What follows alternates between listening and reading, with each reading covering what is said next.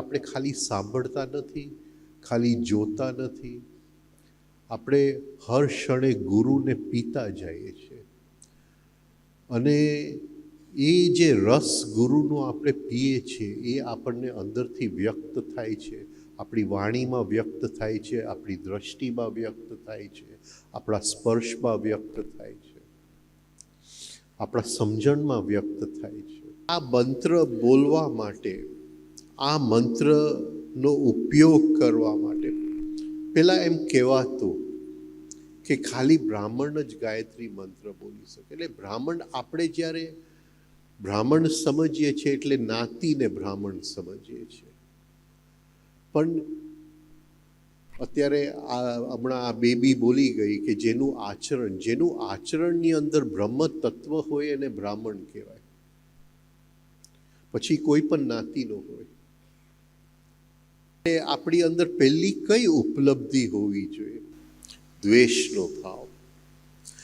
જ્યાં સુધી અંદર દ્વેષનો ભાવ હોય કે એ મને નથી ગમતો, દ્વેષનો ભાવ છે, હા, હું બધાને માફ કરીશ પણ એને તો હું બિલકુલ માફ નહીં કરું. જ્યાં સુધી કોઈ પણ વ્યક્તિ, કોઈ પણ વસ્તુ પ્રત્યે દ્વેષનો ભાવ છે, જ્યાં સુધી વિશ્વામિત્રની અંદર દ્વેષનો ભાવ હતો, ત્યાં સુધી એ ગાયત્રી મંત્રનું એની અંદર અવતરણ નહોતું થયું.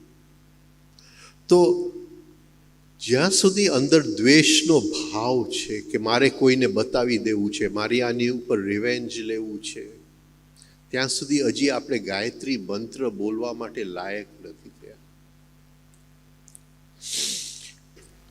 બીજું, જ્યારે મંત્ર બોલવામાં આવે છે, જ્યારે મંત્રનો ઉચ્ચાર કરવામાં આવે છે, મંત્ર ગાવાની વસ્તુ નથી.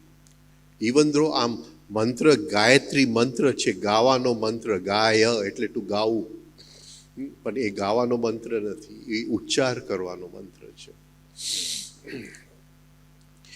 જ્યારે કોઈ પણ મંત્ર છે એનું એક શાબ્દિક અર્થ છે અને એક એનું જ્યારે આપણે ઉચ્ચાર કરીએ અને એ ઉચ્ચારના જે વાઇબ્રેશન્સ હોય એ આપણા મન ઉપર, આપણા શરીર ઉપર, અંદરની સંવેદનાની શક્તિ ઉપર, અંદરની ભાવ શક્તિ ઉપર, અંદરની વિચાર શક્તિ ઉપર એની કઈ કઈ અસરો પડે છે એ એનું જુદો અર્થ હોય, એનો એકોસ્ટિક અર્થ હોય, એનો માતૃકાઓમાંથી એ અર્થ થાય. જે 24 માતૃકાઓ ગાયત્રી મંત્રમાં છુપાયેલા છે એ મારા શરીર ઉપર પણ અસર કરે છે, એ મારી અંદર જે ભાવ શક્તિ છે, હું મારા દીકરાને જોઉં અને જે ભાવ થાય મને, એ ભાવ શક્તિ ઉપર અસર કરે છે. મારી વિચાર શક્તિ, જેમાંથી વિચારો ઉત્પન્ન થાય છે, જેનાથી મારું રીઝનિંગ ચાલે છે, જેનાથી મારું લોજિક ચાલે છે, જેનાથી મારું બુદ્ધિમત્તા ચાલે છે, એની ઉપર પણ અસર થાય. મારું ચાલવાની શક્તિ ઉપર અસર થાય.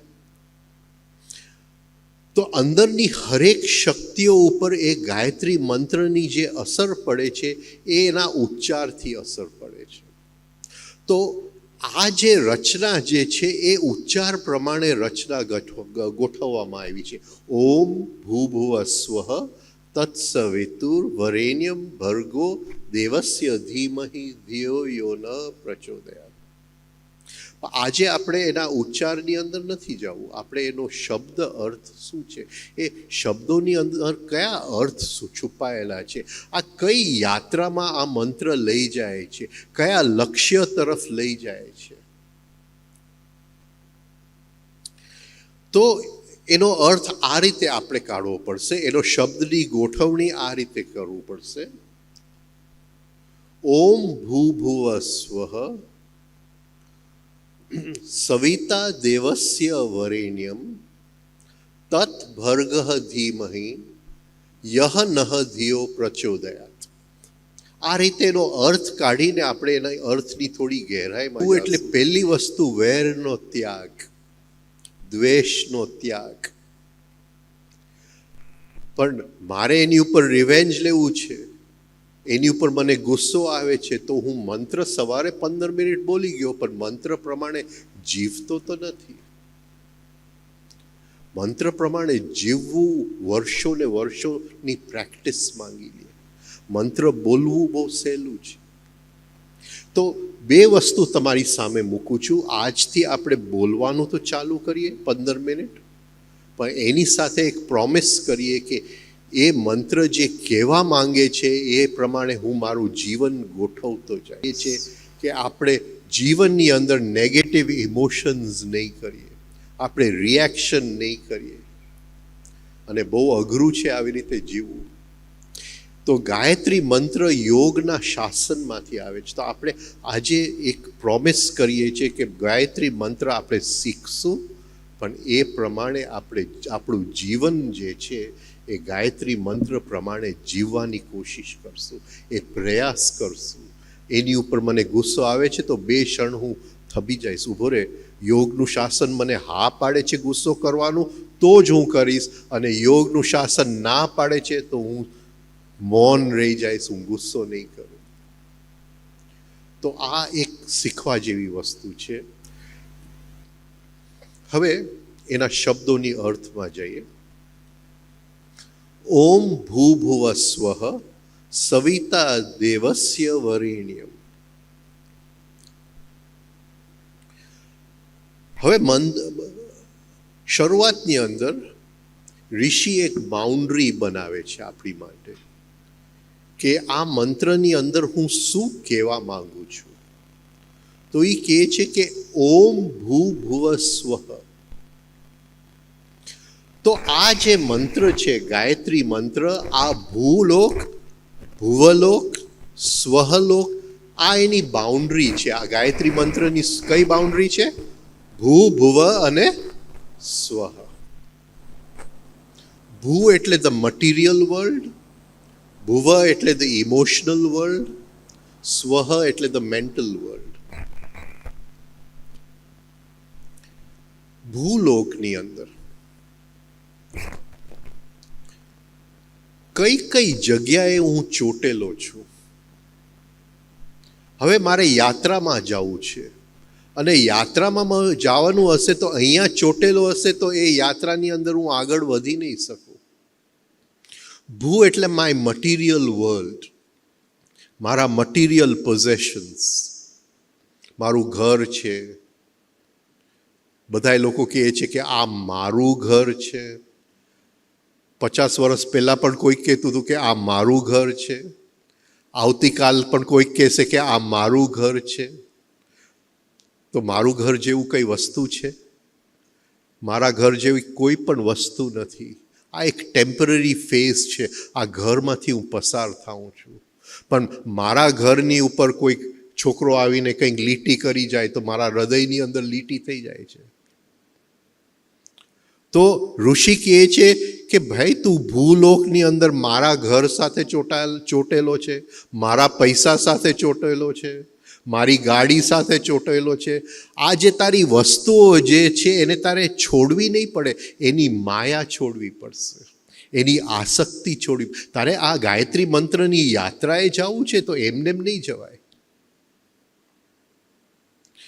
એટલે હું નથી કહેતો તમને કે બધી વસ્તુઓ છોડીને આશ્રમમાં ભાગી જાઓ, એમ નથી કહેતો. પણ વસ્તુઓનો ઉપયોગ કરો, પણ આવતીકાલની ઈચ્છા છોડી દો. તમે આજે બહુ સારી ગાડીમાં મને લેવા આવો, હું એન્જોય કરી લઉં તમારી ગાડી, બહુ સરસ ગાડી છે. પણ જેવું એ ગાડીમાંથી ઉતરો અને મને મનમાં વિચાર આવે કે આવતીકાલે પણ આ જ ગાડી લઈને મને લેવા આવજો, ત્યાં હું બીજ વાવી લઉં છું. ભૂલોકના અંદર ચોંટવાની બીજ વાવી, કર્મનું બીજ વવાઈ ગયું એ ક્ષણે. એટલે એ જે મનમાં થાય એને હું જો રોકી લઉં તે વખતે, હા, પતંજલિ કહે છે યોગ ચિત્ત વૃત્તિ નિરોધ. ચિત્તની વૃત્તિને રોકો, એનો નિરોધ કરો. એ ક્ષણે એનો જો નિરોધ કરો, એ ક્ષણે જો રોકું તો તમારી ગાડી મેં એન્જોય કરી અને આવતીકાલની જે ઈચ્છા મારી અંદર ઉત્પન્ન થતી હતી એમાંથી હું મુક્ત થયો. તો આપણી પાસે ભૂલોકની અંદર જે વસ્તુઓ છે એની અંદર આપણું જે ધ્યાન ચોટેલું છે, આપણું જે અટેન્શન ચોટેલું છે, એ અટેન્શનને ઋષિ કહે છે કે એમાંથી છૂટી કરો, છૂટું કરો. તો એ કે પહેલાં at the physical level, at the material level, પછી કે જ ભુવલોકની અંદર. ભુવલોકની અંદર સંબંધો છે. મારા માતા પિતા છે, મારા ભાઈ બહેન છે, મારું મિત્ર મંડળ છે. હકીકતે માય ફ્રેન્ડ જેવું કંઈ છે કે ફ્રેન્ડશિપ છે? આ ખોટો ઉપયોગ છે. He is my friend and he is my friend. There is નથ. જ્યાં માય હોય છે ત્યાં ફ્રેન્ડશિપ નથી હોતું, અને જ્યાં માય ઓગળી જાય છે ત્યાં ફ્રેન્ડલીનેસ એની મેળે ઉત્પન્ન થાય છે. આપણે બુદ્ધ ભગવાનને મૈત્રીનો અવતાર કહીએ છીએ, કારણ કે માય ઓગળી ગયો, મૈત્રી રહી ગયું. પણ આપણે કહીએ છીએ મારો મિત્ર છે, માય ફ્રેન્ડ. તો આપણે ભુવલોકની અંદર માતા સાથે ચોટેલા છે, પિતા સાથે ચોટેલા છે. કોઈ અંદરથી પ્રશ્ન પૂછે છે કે આ માતા પિતા નહોતા ત્યારે હું ક્યાં હતો? કઈ રીતે હું આ માતા પિતા પાસે આવ્યો? કઈ રીતે એમાંથી પસાર થઈને આજે આટલા મોટો થઈ ગયા છે આપણે? કોઈ પ્રશ્ન અંદર જાગે છે કે આ મારા માતા પિતા હતા એની પહેલાં હું ક્યાં હતો? કઈ રૂપમાં હતો? કઈ આકૃતિમાં હતો? અને એનું નામ યોગ છે કે માતા પિતા પહેલાં આપણે કઈ જગ્યાએ હતા એનું અનુભૂતિ લેવાનું નામ યોગ છે. એ તો આ મંત્ર કહે છે. પણ આપણે આપણા સંબંધોની અંદર એટલા ચોટેલા છે.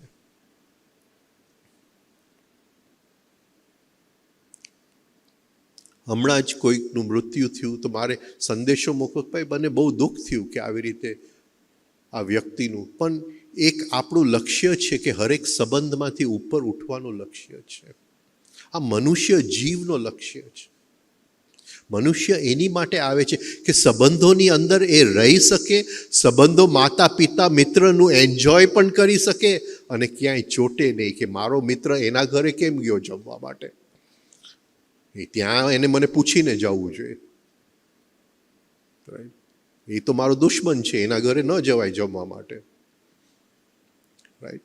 તો આ જે છે, ઋષિ કહે છે કે તું ચોટેલો છે ભૂલોકની અંદર, તું ચોટેલો છે ભુવલોકની અંદર, તું ચોટેલો છે સ્વહલોકની અંદર, વિચારોની અંદર ચોટેલો છે. જે સંન્યાસી હોય છે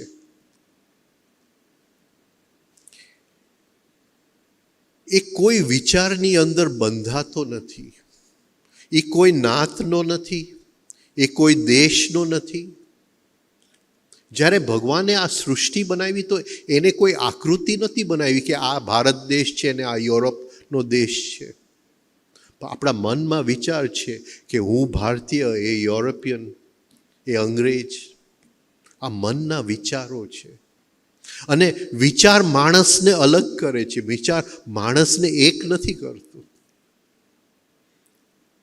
તો એ જે છે કે આ જે બધા વિચાર છે, હું આ નાતનો છું, હું આ દેશનો છું, હું આ કલરનો છું, આ જે બધા વિચાર છે, ઋષિ કહે છે કે તારે ગાયત્રી મંત્ર બોલવું છે ને આ બધું છોડવું પડશે.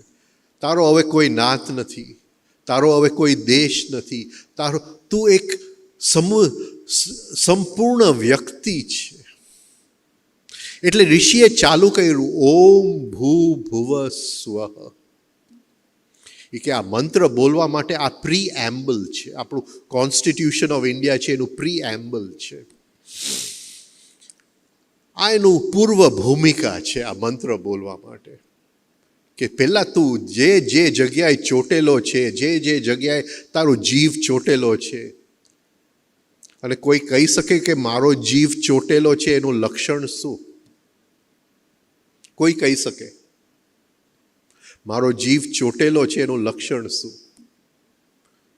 મારો જીવ ભૂલોકમાં ચોટેલો છે, મારી ગાડી કોઈક લઈ જાય ને મને અંદર થાય કે એને એક્સિડન્ટ ન કરવું જોઈએ, તો મારો જીવ ક્યાં ચોટેલો છે? ગાડીની અંદર.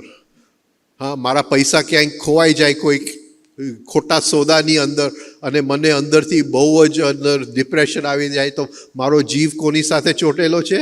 પૈસા. એટલે જ્યાં જ્યાં મારો જીવ બળે, પૈસાની અંદર બળે, સંબંધોની અંદર બળે, વિચારની અંદર બળે, જ્યાં જ્યાં જીવ બળે તો સમજવું જીવ ચોટેલો છે. ઋષિ આપણા જીવને ગાયત્રીની યાત્રા પર લઈ જવા માંગે છે કે પહેલાં જ્યાં ચોટેલો છે તમે યાત્રા કરવા જાશો ફરીથી જમીન ઉપર પડી જશો. રાઈટ? આ જે ચોટેલો જીવ છે એને પહેલાં ઉખાડો, અને એને ઉખાડવાનું નથી, એને સમજણથી ઉખાડવાનું છે. આટલી તમે મારી વાત સમજી ગયા તો એ વાત બહુ મોટી છે. તમે કોશિશ કરશો કે હા, તમે ભૂલોક, ભુવલોક અને સ્વહલોકમાં જીવનની યાત્રા કરતાં કરતાં ક્યાંય પણ મારો જીવ ચોટે નહીં કે જીવ બળે નહીં. તો એ કહે છે ઓમ ભૂ ભુવ સ્વઃ. હવે અહીંયા જરા એ લોકોએ શું કહેવાય, અહીંયા કંઈક મૂકી ગયા છે પહેલાં, અને એ છે ઓમકાર.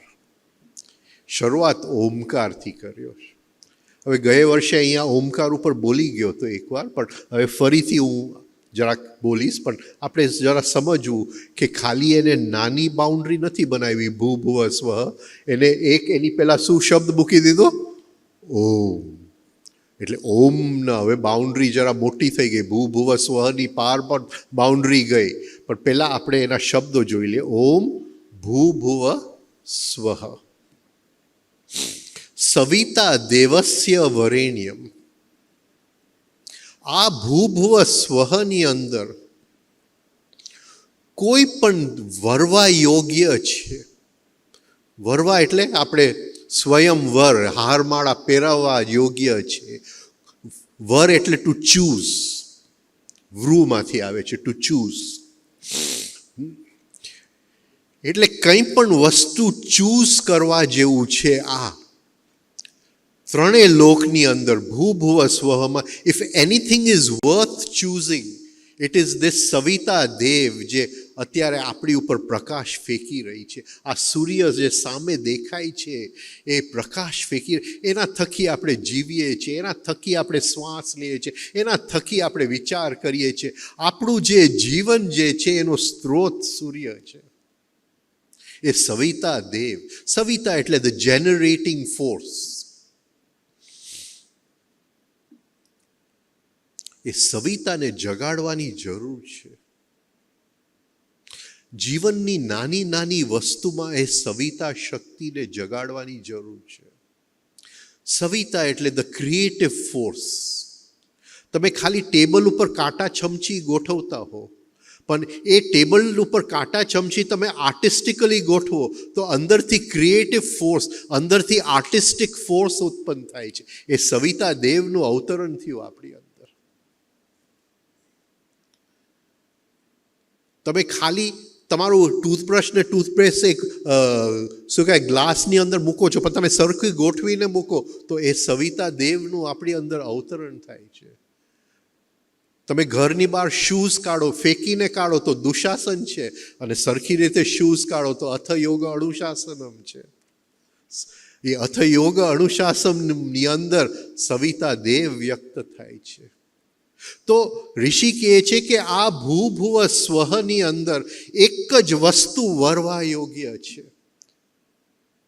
આપણે તો આપણા ઘરે કોઈ પોલિટિશિયન આવે એને હારમાળા પહેરાવીએ, રાઈટ? કોઈ પૈસાદાર હોય એને હારમાળા પહેરાવીએ, કોઈ કે બહુ મોટી સિદ્ધિ ઉપલબ્ધ કરી એને હારમાળા પહેરાવીએ, કેટલા લોકોને આપણે હારમાળા પહેરાવીએ, અને આપણે કહે કે I choose you to be my husband and wife, ને તારા વગર તો હું જીવી ન શકું. પણ ઋષિ કહે છે એ બધું બરાબર, એ તો આ જીવનના નાટકની અંદર આવે છે અને જાય છે. આ બધું જે રિયલી કંઈ પણ ચૂઝ કરવા જેવું છે તો ભૂભુવ સ્વહની અંદર આ સવિતા દેવ જે સામે પ્રકાશ આપે છે આપણી ઉપર, જેના થકી આપણે જીવીએ છીએ, એ ચૂઝ કરવા જેવું છે. અને એ કઈ રીતે ચૂઝ કરશું તો આપણા જીવનની અંદર જે ક્રિએટિવ ફોર્સ છે, ધ ફોર્સ ઓફ ક્રિએટિવિટીને આપણે ક્ષણે ક્ષણે અવતરણ આપતા જશું. અત્યારે આપણે બધાય બેઠા છે તો આપણે દુશાસનમાં એ બેસી શકીએ અને અનુશાસનમાં એ બેસી શકીએ. હવે અનુશાસનમાં બેસીએ તો અંદરથી સવિતા દેવનું અવતરણ થઈ ગયું. એ કંઈ મંદિરમાં જવાની જરૂર નથી. મંદિરમાં જઈએ તો સારું. આપણે કપડાં પહેરીએ તો કપડાં એવી રીતે પહેરીએ કે બીજાને સરસ લાગે. કહેવાય છે, એક નાની વાર્તા છે કે એક દિવસ મહાત્મા ગાંધી શાંતિ નિકેતન, જ્યાં ગુરુદેવ રવિન્દ્રનાથ ટાગોરનું જે ઇન્સ્ટિટ્યૂટ હતું બેંગોલની અંદર, ત્યાં રહેવા ગયા. ગાંધીજી ટાઈમ માટે બહુ જ શું કહેવાય ચુસ્ત હતા કે એક સેકન્ડનો ફરક ન પડવો જોઈએ. મારા એક વડીલ હતા, એ ગાંધીજીના ટાઈમકીપર હતા બારડોલી સત્યાગ્રહમાં, અને હવે નથી રહ્યા. અને એ મને ઘણી બધી, એ 3 દિવસ જે બારડોલી સત્યાગ્રહ, એને ગાંધીજીની બાજુમાં જ ટાઈમ કીપિંગ કરવું પડ્યું. એટલે ગાંધીજી એને કહે કે નહેરુજી મળવા આવવાના છે, પણ નહેરુજીને મેં એક્ઝેક્ટલી 7 મિનિટ આપ્યા છે, અને 7મે મિનિટે તારે આવીને નહેરુજીનો હાથ પકડીને બહાર લઈ જવાના. અને એ કે બધાને ખોટું લાગે, પણ એ બે એટલું સરસ એને નિભાવ્યું એ કે 3 દિવસ પૂરા થયા તો ગાંધીજીએ એને એક સ્પેશિયલ લેટર લખી દીધું કે તારા જેવો ટાઈમકીપર મને મળ્યો નથી, કે તે આટલી સરસ રીતે મારું ટાઈમ કીપિંગ કર્યું. બરોડાના વ્યક્તિ હતા. કદાચ તમે કઈ ચેનલ નેટફ્લિક્સ જોતા હોય તો નેટફ્લિક્સ ઉપર એક ઓશોની સિરીઝ છે વાઇલ્ડ વાઇલ્ડ કન્ટ્રી. એમાં શીલાનું વાત છે. આ શીલાના ફાધરની વાત કરું છું, મારા વડીલ હતા.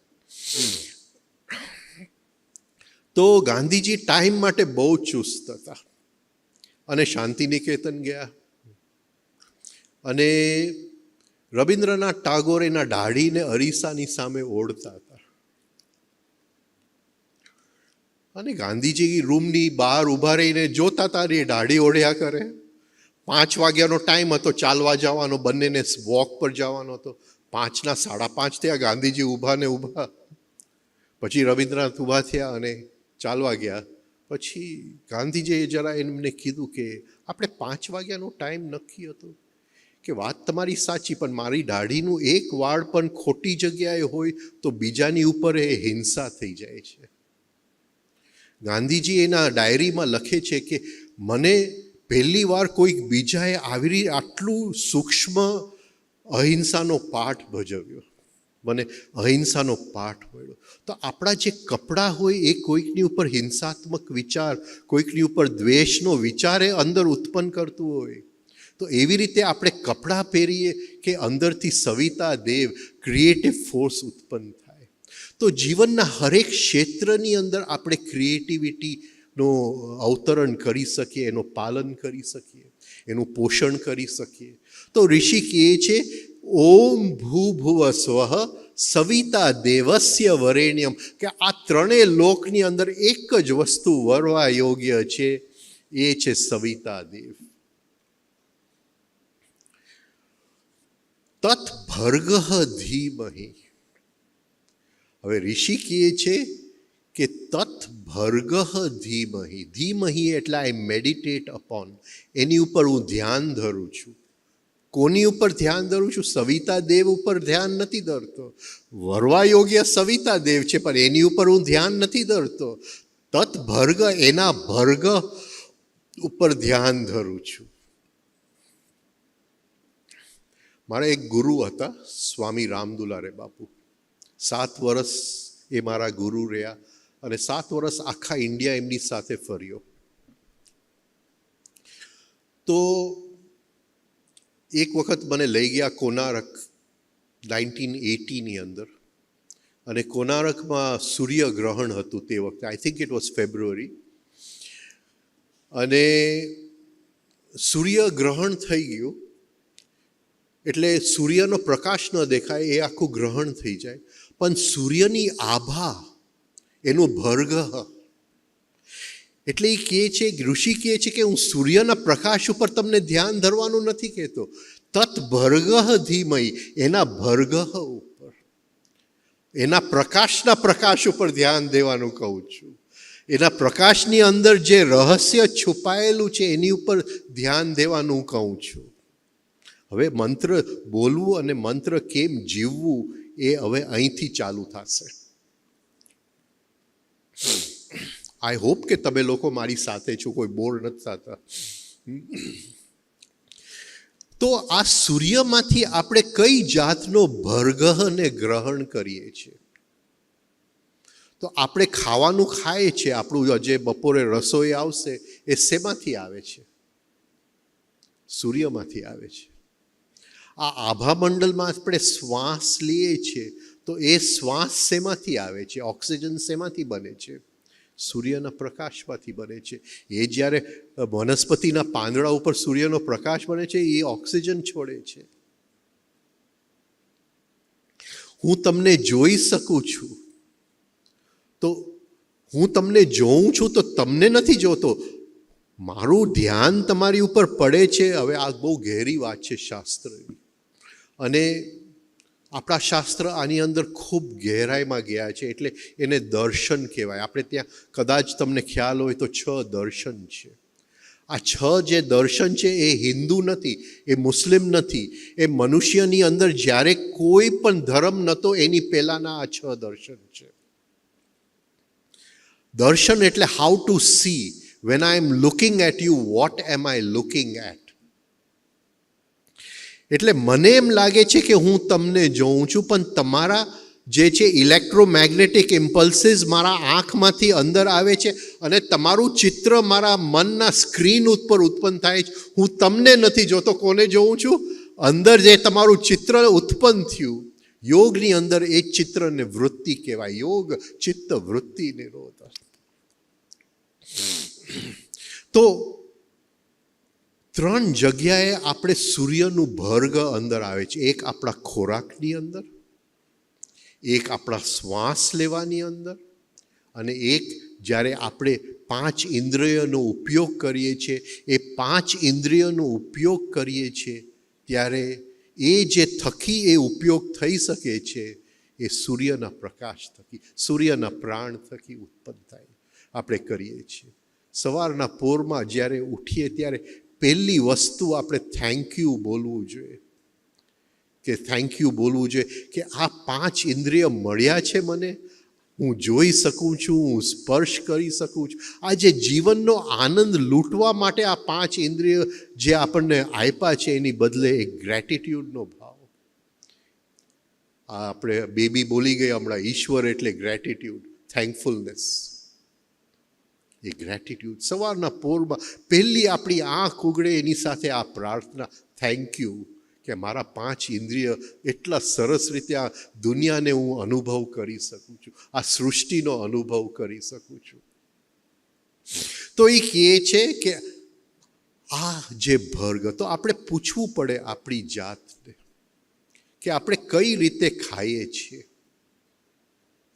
જ્યારે આપણે રોટલીનું કોળિયું તોડીએ છીએ અને મોઢામાં નાખીએ છીએ એ રોટલીનું કોળિયું, ત્યારે બીજું કોળિયું તૈયાર છે ને આપણે કચડ કચડ ખાઈને જલ્દી બીજું કોળિયું લઈ લઈએ છીએ.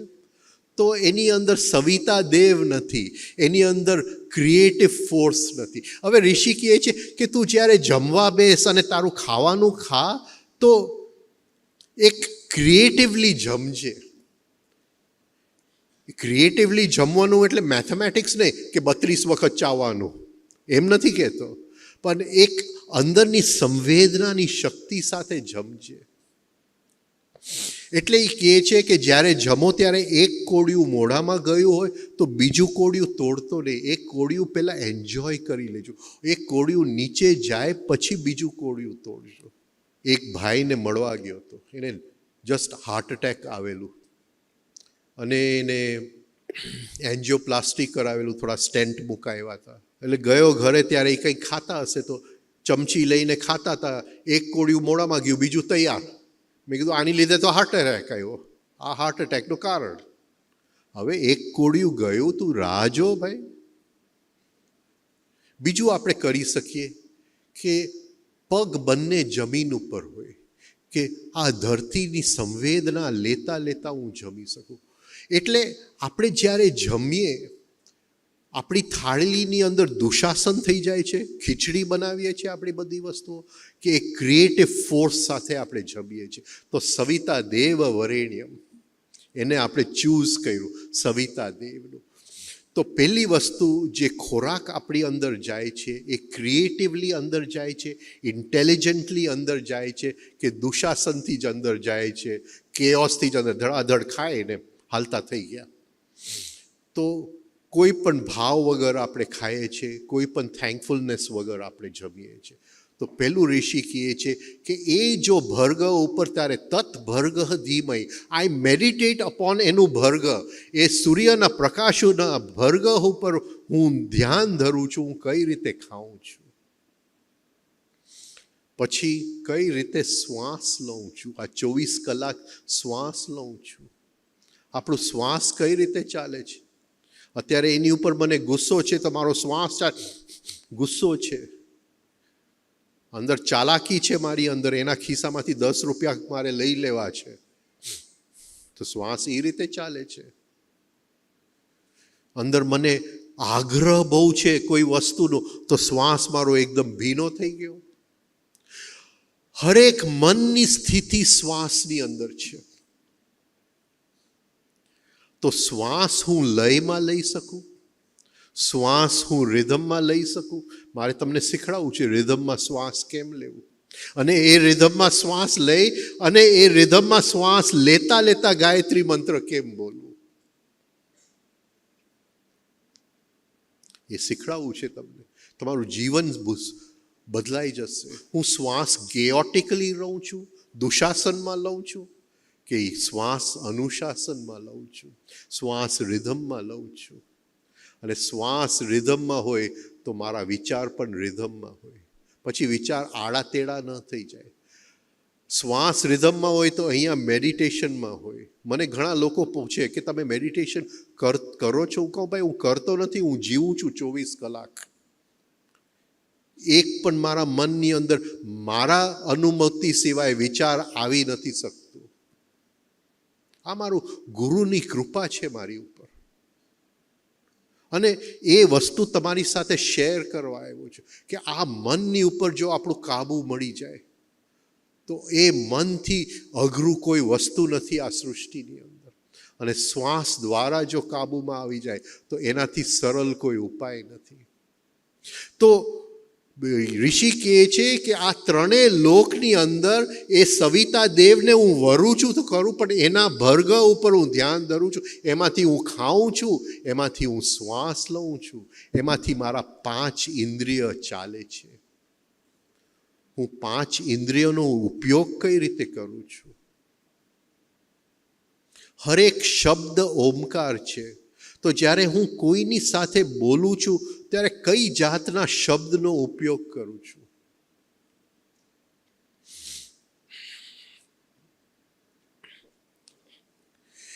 એક મોટા જર્મન ગુરુ આવેલા બોમ્બેની અંદર, અને હું તે વખતે મારા ગુરુ સાથે મારા દિવસો હતા, અને એના હોલની અંદર એની ટિકિટો મળતી નથી, અને મારા ગુરુને 2 ટિકિટ કોઈ આપી ગયા.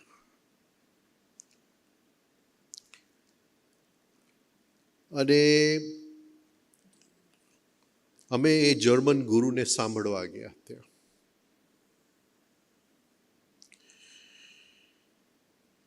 હવે એ ગુરુ સરસ બોલતા હતા, બહુ સરસ બોલતા હતા. પછી એ ગાળો બોલવા માંડ્યા, અને એક પછી એક ગાળો બોલવા માંડ્યા.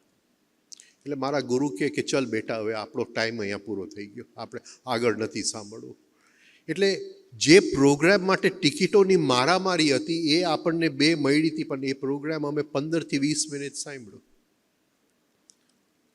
શું?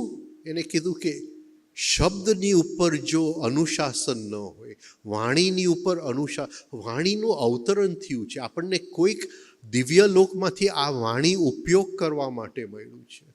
તો ઋષિ કહે છે કે એ જે તું વાણી ઉપયોગ કરે છે એમાં તે સવિતા દેવનું વરેણ્યમ કર્યું છે કે તારું દુશાસનમાં વાણી ચાલે છે. તો આ 5 ઇન્દ્રિય, આપણી વાણી, એને કઈ રીતે આપણે ઉપયોગ કરીએ છીએ, ક્રિએટિવલી ઉપયોગ કરીએ છીએ કે કેઓસમાં ઉપયોગ કરીએ છીએ.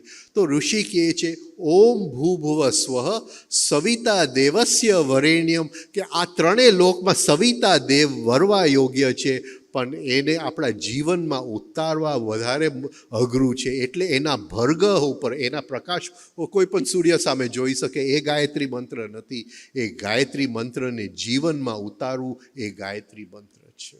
તત ભર્ગ ધીમહિ. હવે અહીંયા એક બહુ સુંદર વસ્તુ બને છે ગાયત્રી મંત્રમાં, કે અહીં સુધી આ મંત્ર સિંગ્યુલર છે. ઓમ ભૂભુવ સ્વઃ સવિતા દેવસ્ય વરેણ્યમ. આ સવિતા દેવસ્ય વરેણ્યમ, તત ભર્ગ ધીમહિ. ધીમહિ એટલે અમે ધ્યાન ધરીએ છીએ. એટલે સિંગ્યુલરમાંથી શું બની ગયું? પ્લુરલ બની ગયું. અહીંયા અમે બધાએ ધ્યાન ધરીએ છીએ. અને પછી જે વાક્ય આવે છે યહ નહ, અમે બધાએ યહ નહ ધિયો પ્રચોદયાત, અમારી બુદ્ધિને જગાડે, અમારી સમજણ શક્તિને જગાડે. શું જગાડે? એનું ભર્ગ. જે ભર્ગ ઉપર આપણે ધ્યાન દઈશું, એ ખાવાનામાંથી લીધું, શ્વાસમાંથી લીધું, 5 ઇન્દ્રિય મનની શક્તિમાંથી લીધું. જે એનો ભર્ગ આપણે લીધું, એ ભર્ગ આપણી બુદ્ધિને જગાડે, એને પ્રેરણા આપે. યહ નહ ધિયો પ્રચોદયાત. હવે અહીંયા 2-3 વસ્તુ સમજવા જેવી છે, કે કદાચ હું ગાયત્રી મંત્ર મારા રૂમમાં હું એકલો બોલતો હોઈશ, મારા ઘરની અંદર,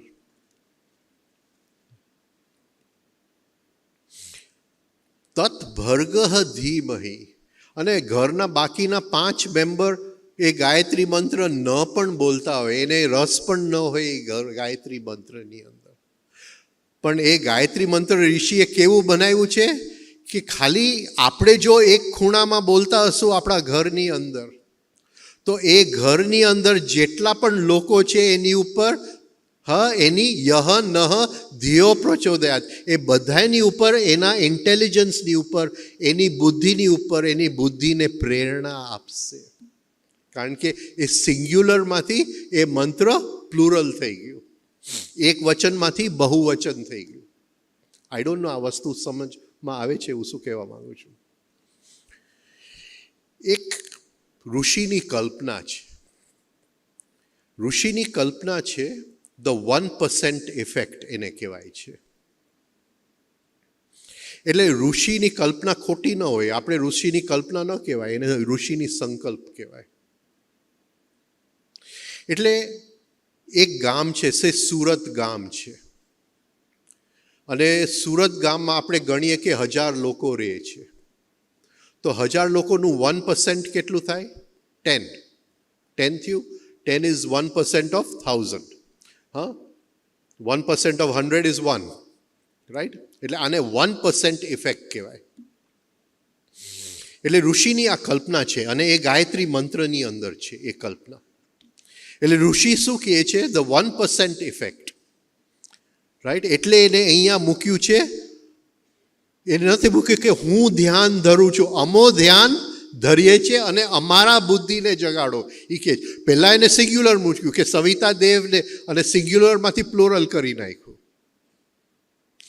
એટલે છે કે સુરત ગામમાં 1000 લોકો રહે છે, અને 10 લોકો નક્કી કરે કે મારે ગાયત્રી મંત્ર રોજ બોલવું છે, તો 1000 લોકોની જિંદગી બદલાઈ જશે. અત્યારે ગવર્મેન્ટે ક્યાંય ચોરી ન થાય એની માટે પોલીસ ફોર્સ ગોઠવવો પડે, કંઈક બીજું ગોઠવવું પડે. આની પહેલાં બીજી એક, મારી પાસે કેટલો ટાઈમ છે? કંઈ ઘડિયાળ નથી મારી પાસે. કંઈ ટાઈમ કેટલા? હું તો બડબડ કર્યા કરું. એક બીજી વાર્તા કરું, પછી તમને આ સમજમાં આવશે કે આ 1% ઇફેક્ટ એટલે શું. ટાઈમ છે ને? આપણા દેશની અંદર એક રાજ્ય હતું બહુ જૂના જમાનામાં, અને રાજ્યની અંદર એવો નિયમ હતો કે રાજા મરી જાય એટલે એક હાથીને હાર આપવામાં આવે, અને હાથી જેની ઉપર એ હાર મૂકે એ રાજ્યના નવા રાજા. એટલે રાજા તો મરી ગયા, એટલે હાથીને હાર આપવા માંડ્યું. હાથી ગામમાં ફરવા માંડ્યો, બધે હાર. પછી ગામના દરવાજાની બહાર ગયો હાથી, અને ગામના દરવાજાની બહાર એક સંન્યાસી જાતો હતો, ભગવા કપડાં પહેરતા. એને હાર પહેરાવી દીધો. તો ગામના લોકોએ એને પકડી લીધું. એ કે ભાઈ મારે રાજા નથી બનવું, હું તો સંન્યાસી છું, આશ્રમમાં જીવું છું, હું ન રાજા બની શકું. પણ કોઈ માને જ નહીં. હાથીએ કહી દીધું એટલે વાત પૂરી થઈ ગઈ. એટલે ગામના લોકો એને પકડીને મહેલમાં લઈ ગયા, રાજા બનાવી દીધું. એને મંત્રીમંડળને બોલાવી અને મંત્રીમંડળને કીધું કે તમે જે રીતે રાજ્યનું ધ્યાન રાખો છો એ રીતે રાખો, હું આ રૂમની અંદર છું. અને 7 વર્ષ એ રૂમની બહાર ન નીકળ્યા. 7 વર્ષ એનું ખાવાનું રૂમની અંદર એક વખત પહોંચી જાય 24 કલાકમાં. 7 વર્ષની અંદર જે એ રાજ્ય હતું એનું અતિશય વૃદ્ધિ થયું. પાક એકદમ સરસ પાકવા માંડ્યો, વરસાદ એટલો ટાઈમસર પડવા માંડ્યો, કોઈને માંગવાની જરૂર નથી, બધાના ઘરમાં સમૃદ્ધિ. સર્વે ભદ્રાની પશ્યંતુ, હરેક ઘરમાં સમૃદ્ધિ, લોકો એટલા ખુશ. એટલે જે બાજુના રાજ્ય હતું એના રાજાને એકદમ જેલેસી થઈ કે આ મારા રાજ્યમાં દુકાળે આવે છે, મારા રાજ્યમાં વરસાદે ટાઈમસર નથી પડતો, ને આ રાજ્યમાં કેમ બધું સરખું ચાલે છે. એટલે એને કીધું કે આ રાજ્ય તો મારે લઈ લેવું પડશે. એટલે એને સેના ભેગી કરી અને રાજ્યની બોર્ડર ઉપર સેના ભેગી થઈ ગઈ. મંત્રીઓએ રૂમની બહાર રૂમનો દરવાજો ખટખટાવ્યો અને સંન્યાસીને બહાર કાઢ્યો. ભાઈ કંઈક કર, આ સેના આવી છે અને અમારું રાજ્ય લઈ લેવા માંગે છે. તો મંત્રીએ સંન્યાસીએ કીધું કે જરાક એક કામ કરો, એ રાજાને મારી પાસે બોલાવો. અને જૂના જમાનામાં એવું હતું કે સંન્યાસી બોલાવે એટલે જવું પડે, રાજાને પણ જવું પડે, રાજાનો પણ ગુરુ હોય. એટલે રાજા આવ્યો સંન્યાસીને મળવા માટે. એને કીધું કે તારે આ રાજ્ય જોઈએ છે, મારે તો પહેલેથી જોઈતું જ નહોતું, તું આ લઈ લે, હું જાઉં છું. એટલે રાજાને થયું કે આ બધું આ રાજ્યમાં થયું આ વ્યક્તિના કારણ કે એ ધ્યાનમાં બેઠો તો આ એક રૂમની અંદર, એટલે આ રાજ્યની અંદર બધું આટલી બધી સમૃદ્ધિ છે. એટલે રાજાએ તરત સંન્યાસીને કે ભાઈ મારું રાજ્ય પણ તમે લઈ લ્યો. આ સમજાય છે 1% ઇફેક્ટ. કે સુરતની અંદર 1000 લોકો છે, જો 10 જણા નક્કી કરે કે અમારે ગાયત્રી મંત્ર કરવું છે અને જીવવું છે, તો બાકીના 990 ચોરી નહીં કરે. બાકીના 990ની અંદર વિચારો આખા બદલાઈ જશે. બાકીના 990ની અંદર એક જીવન જીવવાની આશા આખી બદલાઈ જશે. એટલે એના ઇન્ટેલિજન્સ ઉપર યહ નહ ધિયો પ્રચોદયાત, અમારે ઇન્ટેલિજન્સને પ્રચોદયાત, ખીલાવો, એને ઉઘાડો એના ઇન્ટેલિજન્સ ઉપર. એટલે ઋષિએ શું કર્યું, શરૂઆતની અંદર ગાયત્રી મંત્ર હું કરું છું, પણ ગાયત્રી મંત્ર હું નથી કરતો, ગાયત્રી મંત્ર અમો કરીએ છીએ, ભલે નથી કરતા. એટલે એને 1% ઇફેક્ટ કહેવાય કે આ ગાયત્રી મંત્ર આપણે ભલે એકલા આપણા ઘરની અંદર કરતા હોય, પણ આપણા ઘરનું આખું વાતાવરણ એનાથી બદલાઈ જશે. The 1% effect. માતા પિતા, આપણા ભાઈ બહેન બધાયનું, કારણ કે બધાયની બુદ્ધિની અંદર પ્રેરણા મળશે અને અન્ડરસ્ટેન્ડિંગનો તત્વ બદલાઈ જશે. કે રાતે સૂતા પહેલાં એક વસ્તુ તમે તમારી જાતને પૂછજો, આજે હું કંઈક નવું સમજ્યો.